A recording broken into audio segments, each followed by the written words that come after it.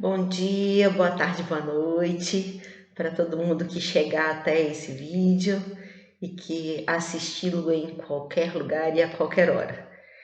Então, continuando, né, eu já fiz 3 vídeos anteriores, um de apresentação do porquê que eu estou gerando esses conteúdos, né, estou fazendo desse espaço o meu diário de reflexões e contribuindo, dividindo, compartilhando, né, a minha história de vida e as minhas reflexões, os meus aprendizados,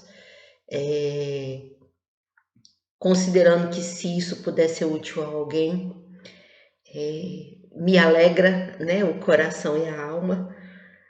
E eu falei um pouquinho da minha vida pessoal, né, em um dos vídeos, pessoal, familiar. Falei um pouquinho da minha vida estudantil, da minha formação, da minha experiência profissional, e agora eu vou fazer um apanhadão, assim, um resumão da parte religiosa.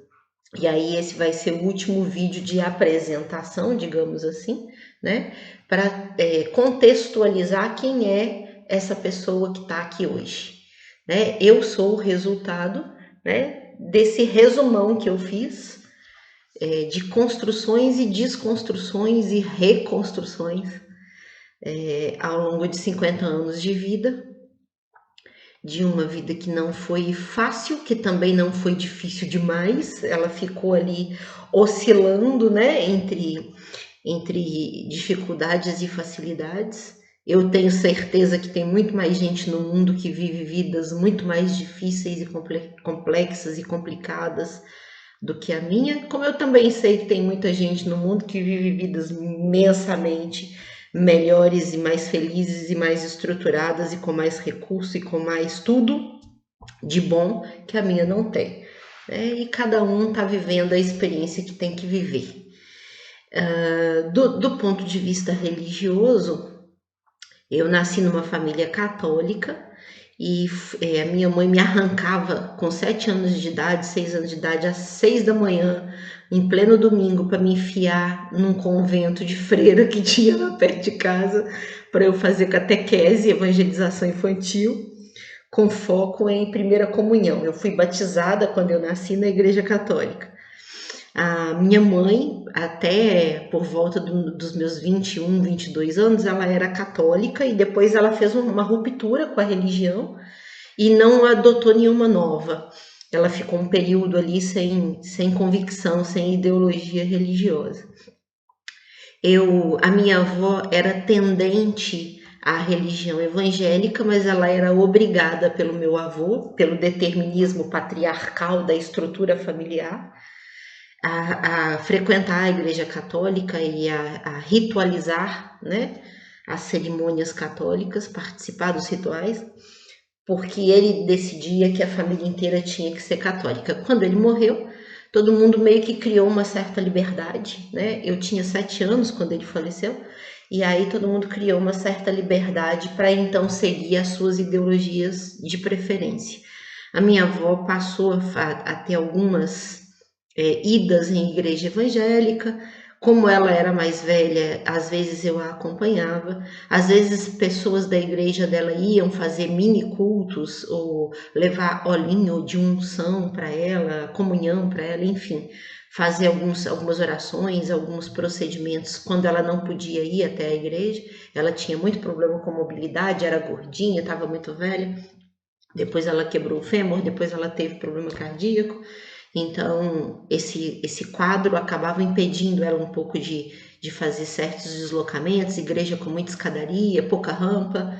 Então, às vezes, eles faziam os cultos para ela em casa. Então, tinha uma presença e uma ritualística protestante, evangélica, dentro da casa. A maioria da família não professa religião nenhuma, mas também não é ateu. Acredito que são pessoas que acreditam em um Deus. A minha mãe era católica e depois deixou de ser. E aí, nesse período que ela deixou de ser, eu, na verdade, nunca me senti católica, mas eu me envolvi como participante do movimento cristão, a partir da igreja católica do bairro que eu morava. Então, na infância e na adolescência, eu participei de tudo que eu pude participar no âmbito socializador da igreja. Então, eu participava da campanha do quilo, domingo a gente ia de manhã bater na porta da casa do povo pedir doação para montar a cesta básica, para entregar a cesta nas famílias que eram cadastradas dentro da igreja e que eram moradores da favela que fazia divisa lá com a casa que eu morava. As pessoas que eram voltadas para a linha do teatro, das artes, né, música, dança, teatro, a gente sempre preparava alguma coisa e eu estava sempre envolvida nisso para levar algum teatro de bonecos, algum fantoche, alguma apresentação, para usar o lúdico das artes para promover evangelização para as crianças lá no meio da favela, da comunidade. Que na época a gente chamava era de favela mesmo, por isso que eu tô falando muito esse termo. Porque hoje parece que é politicamente incorreto dizer isso, né? Mas na época era esse o nome que se usava. Isso foi há mais de 40 anos, 35 anos atrás. E ainda não existia os padrões politicamente corretos que existem hoje. Na época, como criança, eu participei de todas as coroações, botei palma, joguei flor, botei manto, botei coroa, botei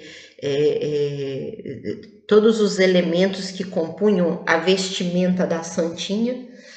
E as músicas, declamei as músicas, cantei as músicas, declamei as poesias, participei ativamente dessas atividades da igreja na infância. E à medida que eu fui crescendo, pré-adolescente, ali 10, 12 anos, eu fui direcionada para a juventude, né, para a mocidade, que era chamada na época. E aí, no grupo de jovens, então, um contato mais próximo com os seminaristas da paróquia e com os outros jovens do bairro. E aí a gente tinha muito evento fofinho, assim, de jovens do bem. Então reunia todo mundo na casa de alguém, cada um levava uma coisa de comer, uma coisa de beber, mas nunca era nada alcoólico, nunca tinha droga, nunca tinha bebida, nunca tinha sexualização exacerbada. Era grupo de igreja se reunindo para eventos socializadores. Tinha a parte das campanhas do quilo, que era a arrecadação de comida no domingo, tinha a parte de atividades de visita, né, em asilo, em creche, em orfanato, em famílias da própria comunidade que às vezes requeriam a presença da gente para alguma ajuda. Então a gente tinha esses trabalhos, essas atividades, além das missas, além da gente ser responsável pela música da missa. E aí, na minha adolescência, da minha adolescência, pré-adolescência ali, 10, 12 anos em diante, eu me enquadrei no que todo mundo chama de buscadora.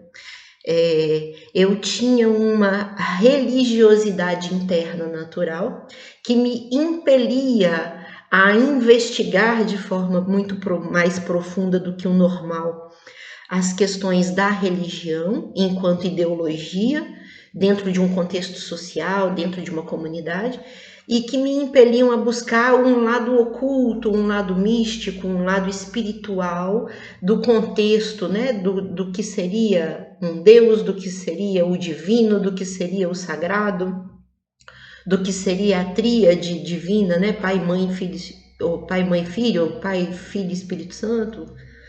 Enfim, cada denominação adota uma tríade diferente, mas sempre em torno disso.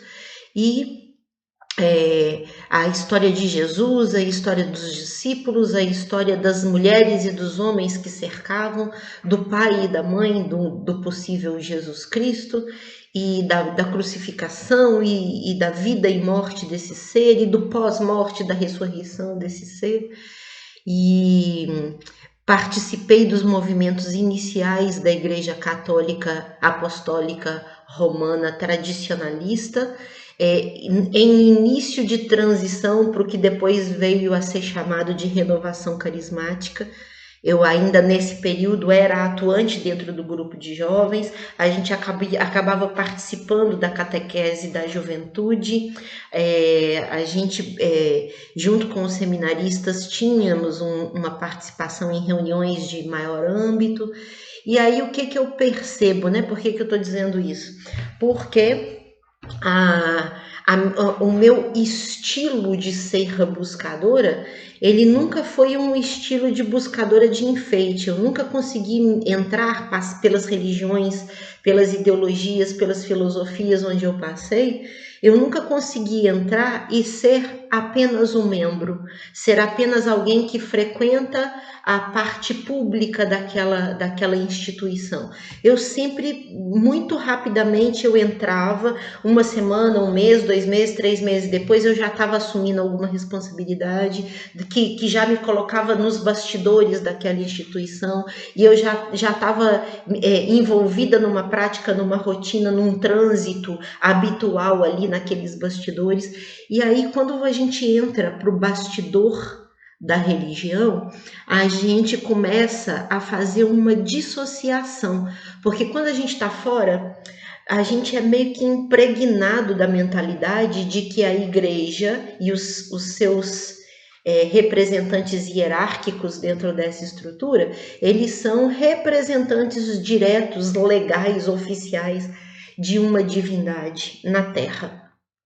E quando você entra para os bastidores dessa instituição, você começa a perceber que a igreja é feita de homens, de mulheres, de seres humanos, de pessoas comuns, de pessoas normais, de gente que bebe cerveja, que fuma, que embora faça votos de castidade e de pobreza, vivem num certo conforto e justificam um pouco desse conforto, fazendo uma fala de que o voto é de pobreza e não de miséria. E às vezes essa fala ela vem para disfarçar uma certa tendência a um luxo desnecessário, embora algumas vezes ela seja justa no sentido de que realmente não é digno que se exija de alguém que dedicou em vocação a sua vida a um trabalho religioso voltado para uma sociedade, que abriu mão de construir uma vida pessoal e individual para viver em função de uma coletividade. A gente também não deveria ter o direito de achar que essa pessoa tenha que viver em estado de miséria. Então, o mínimo necessário de uma vida digna, de uma estrutura digna, é digno que seja ofertado a essa pessoa. O excesso disso é que acaba gerando o conflito, né? O choque de valores, porque às vezes a pessoa extrapola o digno e o necessário e vai para o luxo e para o excesso. Então, ao frequentar os bastidores da igreja do bairro que eu morava em Belo Horizonte, eu comecei a descobrir que lá tinha um padre que era alcoólatra, que ele pegava fiado na padaria garrafas e garrafas de vinho e latas de cerveja e garrafas de cachaça, de pinga, enfim. Ele comprava fiado em nome da igreja e depois a paróquia pagava. Então, esse dinheiro da paróquia, ele vinha das doações, ele vinha da renda que a própria comunidade provia para aquela instituição. Então, todo mundo tem uma ilusão de que o Vaticano, de que a igreja é rica e que a parte rica da igreja sustenta a igreja. Isso é uma grande inverdade. É o contrário. As igrejas todas pegam parte daquilo que elas arrecadam e remetem para o Vaticano. Então, o Vaticano é sustentado por todas as igrejas do mundo. É daí que vem, né, a fonte de renda deles.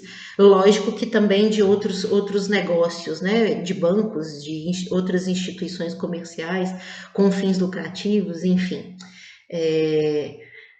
E aí, dentro dos bastidores da igreja, eu comecei a dissociar o divino, o sagrado, do profano, né? Na figura de seres que até então eram sagrados para mim. Né? O padre, o seminarista, eu olhava para eles como seres sagrados, como seres representantes da divindade.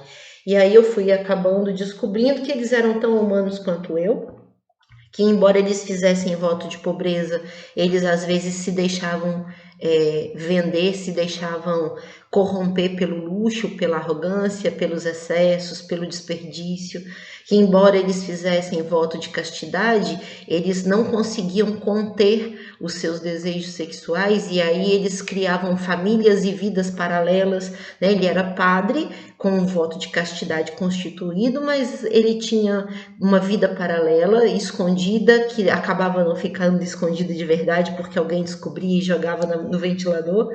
E aí o padre ou era expulso ou eles tiravam ele daquela paróquia, colocavam em outra e botavam um paninho quente e ficava por isso mesmo.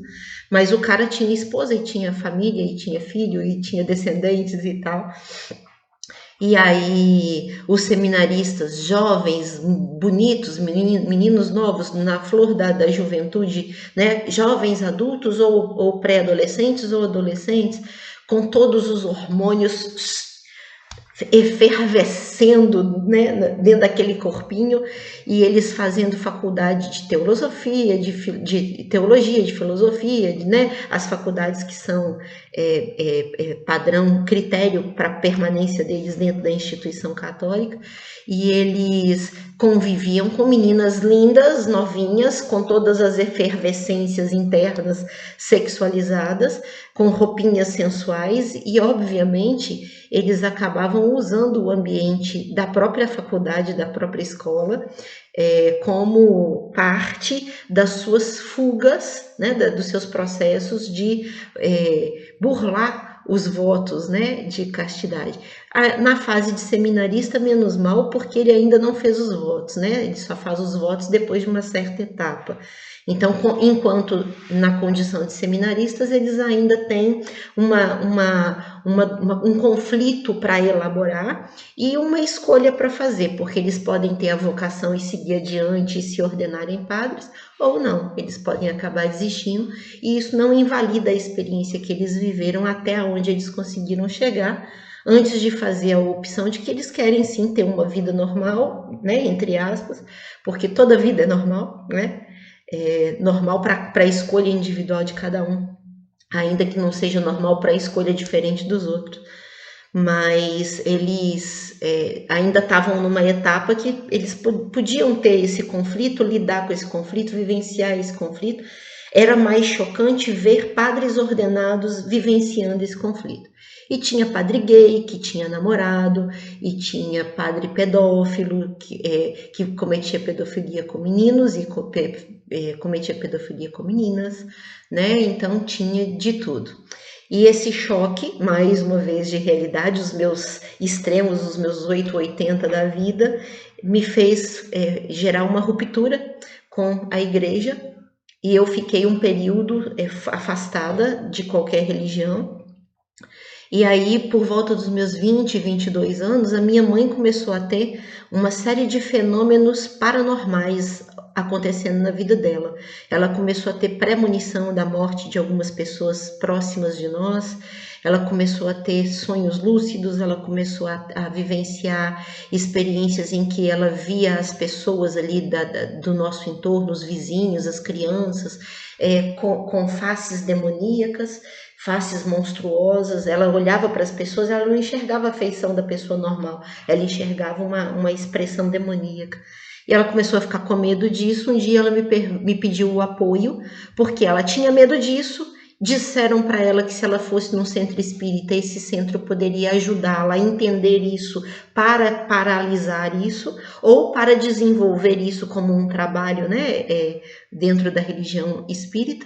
E ela tinha medo das duas coisas. Ela tinha medo do que ela estava vivendo, dos fenômenos que estavam se manifestando, mas ela também tinha medo de ir buscar a solução dentro do centro espírita, porque na época a gente tinha uma visão de centro espírita muito vinculado com rituais de sacrifício e com rituais questionáveis, voltados para a questão de uma sexualidade destrutiva, como lugares em que se faz o bem e o mal. Então havia todo um questionamento ético-moral em cima disso. E aí ela tinha medo das duas coisas, ela não teve coragem de ir sozinha, ela me chamou para ir junto. E eu, em apoio a ela, minha mãe, e vendo o sofrimento dela lidando com esses fenômenos todos, eu fui. comigo mesmo nunca tinha acontecido nada. E aí nós fomos numa sexta-feira na União Espírita Mineira, lá em Belo Horizonte, e estava tendo em uma salinha reunião de educação mediúnica para o esclarecimento do tipo de situação que ela estava vivendo. E no salão, que era um teatro, estava tendo a SEARTES, Semana de Arte Espírita, que era um evento que a mocidade, a juventude da União Espírita Mineira assumia. Eles passavam o primeiro semestre estudando um tema, produzindo artes em cima desses estudos. Então eles produziam música de banda com bateria, com instrumento, grupo vocal, coral, dança, poesia, teatro, jogral, enfim, uma série de atividades, e durante a semana inteira as apresentações aconteciam. E a gente chegou justamente na sexta-feira dessa semana. E aí a minha mãe acabou sendo encaminhada para a salinha onde tinha a reunião da mediunidade, da educação mediúnica, e eu fui convidada a ficar no salão assistindo a apresentação artística. Ela concordou, ela não se opôs, e nós fomos separadas. E eu fiquei tão encantada com aquele processo que eu acabei indo até uma pessoa que estava na organização do evento pedir informações. E aí ele explicou que era um evento feito pela mocidade, que a mocidade assumia 2 grandes eventos dentro da instituição, essa Semana de Arte Espírita e o período de retiro de carnaval. Então, o segundo semestre eles passavam estudando um outro tema e produzindo obras artísticas e de estudo aprofundado em cima desse tema, que seriam levados para dentro da estrutura de estudos e produções artísticas num retiro de carnaval kardecista, espírita kardecista. E aí, que as reuniões, né, dessa mocidade, dessa juventude acontecia todos os sábados à tarde, e do coral, né, da parte musical artística, todos os domingos. E eu fiquei tão encantada com isso que eu voltei no sábado, né? A gente foi na sexta. A minha mãe foi orientada que ela tinha que fazer um tratamento mediúnico espiritual de 4 sextas-feiras. Então eu ia com ela nessas 4 sextas-feiras e eu voltava no sábado. Fiquei indo no sábado também, como participante dessa mocidade, assistindo os estudos e tal. Me colocaram na parte de estudos básicos, porque eu não tinha conhecimento nenhum, o que eles chamam de estudo da codificação básica, né, que é o Livro dos Espíritos, o Livro dos Médiuns, o Evangelho segundo o Espiritismo, o Céu e o Inferno, esses livros que são da codificação básica. E aí, depois que passou as 4 sextas-feiras, a minha mãe conseguiu paralisar os processos que estavam acontecendo com ela.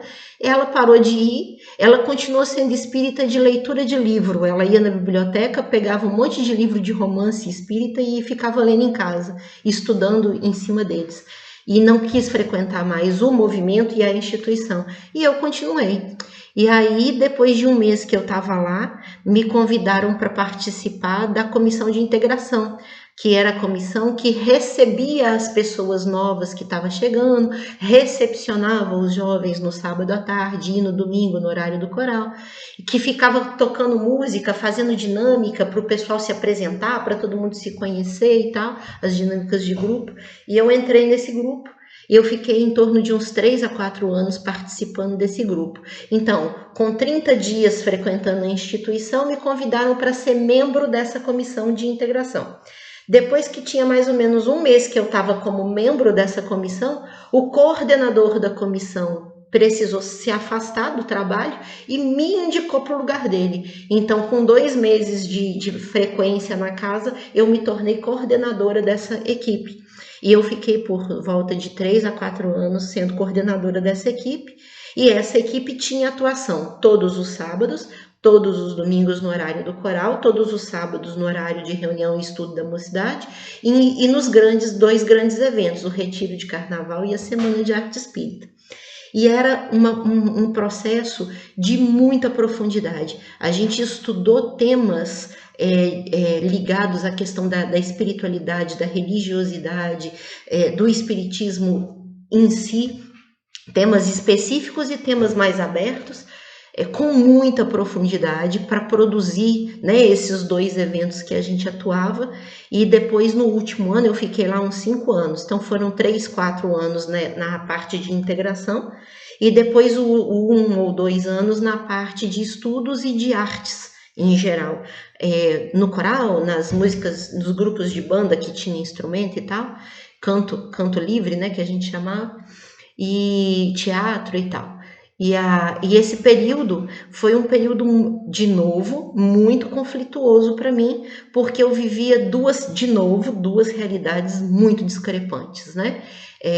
Era uma realidade imensamente espiritualizada e profundamente interiorizada em reflexões e em autoconhecimento e em autodesenvolvimento dessa religiosidade interna e dessa consciência espiritual, individual e coletiva ali daquele grupo.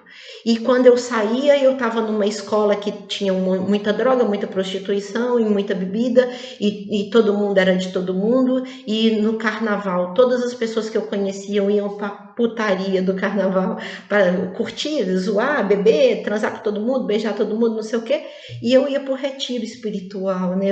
Eles me taxavam da santinha, né? A chata santinha da turma. E no trabalho, a mesma coisa, né? Uma discrepância, uma distância muito grande de postura, de comportamento, de pensamento, de visão de vida em relação às pessoas do grupo, do ambiente das empresas que eu trabalhava, em comparação com a minha atuação dentro do movimento. E eu vivia num conflito muito grande porque eu queria conciliar as duas coisas. Eu sempre tive uma natureza conciliadora. Na minha interpretação, no meu ponto de vista, o propósito de desenvolver uma consciência religiosa, de religiosidade e de espiritualidade dentro de mim, era para espiritualizar a vida mundana e para trazer para a espiritualização santificada, hipócrita, uma realidade mundana que fosse digna, que desse para as duas conviverem. Eram 2 extremos, né? Os santinhos e os demoninhos, né? E dava para ser os humaninhos, né? Com consciência santificada, sem com a santidade, sem a hipocrisia, sem a mentira, sem a devoção cega, sem a fé cega, né? Dava para ser um ser humano vivendo em condição digna, com uma consciência espiritual, com uma consciência cidadã, com uma consciência corporal, com uma consciência moral, com uma consciência ética, baseada no contexto da religiosidade, da espiritualidade, fundamentando isso. Na minha cabeça, o meu propósito de viver e de existir era conciliar esses 2 mundos, e eu não dei conta, eu não consegui. E aí o movimento espírita estava me demandando obrigações, querendo me colocar como coordenadora de uma mocidade dentro de um centro espírita, e eu fiquei 1 ano nessa função e eu não dei conta porque a pressão em cima de mim era muito grande, e eu me autocobrava muito porque eu não conseguia fazer a conciliação dessas 2 realidades. Então era como se eu me culpasse, me autopunisse por eu estar vivendo 2 realidades separadas que eu sentia que eu tinha obrigação de unificar. Eu tinha que conciliar isso em mim e na minha realidade manifesta, no meu exterior, nas minhas relações, e eu não conseguia, e eu fui ficando pirada com isso, até chegar um ponto em que eu fiz uma ruptura em dizer assim: eu preciso viver a vida. E a vida que é proposta para mim na realidade é muito diferente, muito discrepante, muito extremadamente fora do contexto dessa realidade espiritualizada. Então não dá, eu não tenho competência nesse momento para fazer essa unificação. E aí eu desisti da parte espiritual e fui viver focada 100% na parte da vida material, da vida mundana, da vida de trabalhar, ganhar dinheiro, dormir, comer, fazer xixi, fazer cocô, transar, beber, sair, me divertir, cansar, dormir, né? Nesse círculo vicioso, autoalimentado por um sistema que quer que você acredite que a vida é só isso. E aí, isso me adoeceu, isso me colocou num quadro de depressão profunda, porque eu fui negando e reprimindo e rechaçando a dimensão espiritual da minha existência, e isso gritava dentro de mim querendo sair, e eu dizia não, eu amarrava isso e lacrava isso e jogava dentro de um baú e trancava com uma chave e jogava a chave fora, simbolicamente falando, e não deixava que isso voltasse à tona. E, em contrapartida, eu estava extremamente angustiada, extremamente deprimida, extremamente infeliz, extremamente num vazio existencial, numa ausência de sentido total, porque aquela dinâmica de comer, dormir, fazer xixi, fazer cocô, respirar, trabalhar, ganhar dinheiro, pagar conta, transar, beber e do cansar, dormir, começar a... não fazia sentido. Além de não fazer sentido, não me dignificava. Além de não fazer sentido e não me dignificar, me destruía, me fazia mal, me colocava num contexto como se eu fosse um lixo, que não valia nada, que valia só aquilo mesmo. E isso foi me colocando, e aí eu jogava toda essa carga emocional depressiva na comida. Foi quando eu comecei a engordar de 60 quilos para 120. Em menos de 5, 6 anos eu dei esse salto assim de engordamento, e comecei a me viciar nos prazeres imediatistas, né? Nos prazeres instantâneos, comida e sexo. E como eu nunca fui uma pessoa de experiências sexuais públicas, eu nunca fui de sair no final da noite ficar com alguém para transar. Eu namorava e incluía o sexo dentro dessa relação. E como isso, a demanda do gozo, do prazer sexual foi ficando muito intensa, assim como a da comida, porque eu estava jogando a carga emocional nessas duas coisas. Eu comecei a entrar em desesperos, assim, eu tinha desespero para ter um gozo, eu tinha desespero, aí eu ia e comia alguma coisa para aquele desespero do gozo passar. E aí, quando eu comia, aquilo me pesava em culpa e em mal-estar físico, e no estômago eu ficava mal, aí eu passava mal. Aí, quando eu digeria aquilo e o meu organismo ficava mais leve, aí o desejo sexual voltava de novo. E eu vivia completamente enlouquecida, pirada nisso. E esse período culminou com a tecnologia das vivências virtuais. E como eu não tinha esse padrão de me jogar no sexo com todo mundo, eu não conseguia me colocar nesse lugar de todo mundo me pegando, todo mundo transando comigo, todo mundo gozando em mim. Eu comecei a viver o meu vício do sexo na virtualidade, porque tinha uma distância, eu podia impor um certo limite. Ilusão pura, porque na verdade fazia tão mal quanto.